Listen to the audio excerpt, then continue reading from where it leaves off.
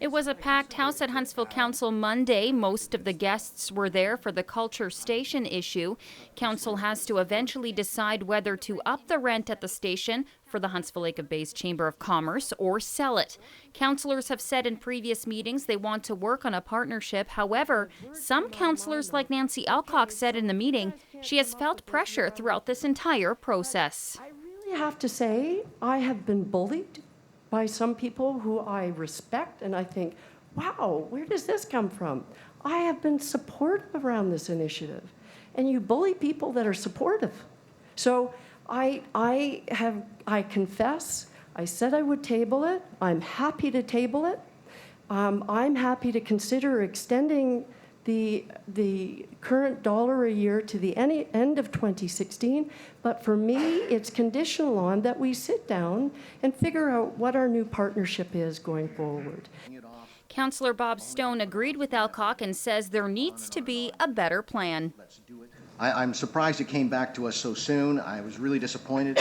I thought the whole point was to give everyone till December to come up with this grand business plan that we could partnership with.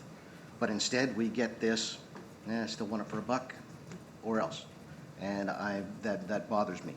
But I'm open and I want dialogue.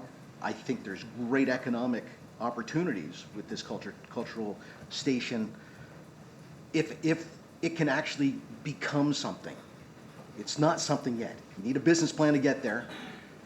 Council first started having discussions back in May after the Huntsville Suzuki School of Music made clear they shouldn't pay over $8,000 a year in rent when their fellow tenants are only paying $1. Mayor Scott Aitchison says it opened a real Pandora's box. The water.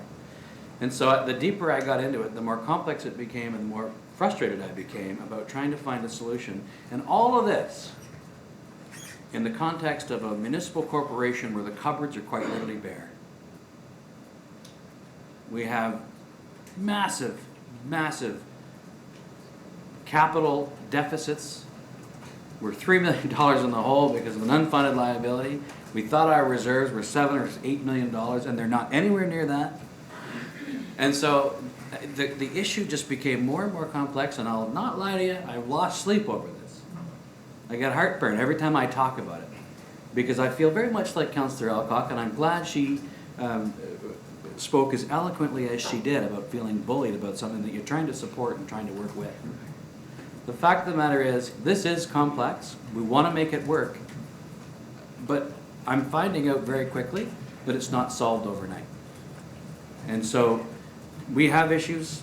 I think that we can get them solved. I think we can work through them, but it's not just your issues.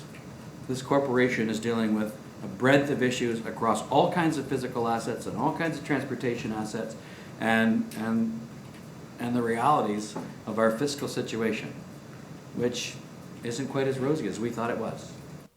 In the end, Council deferred the decision until June 2016, in which time the Chamber will continue to pay the current $1 rent.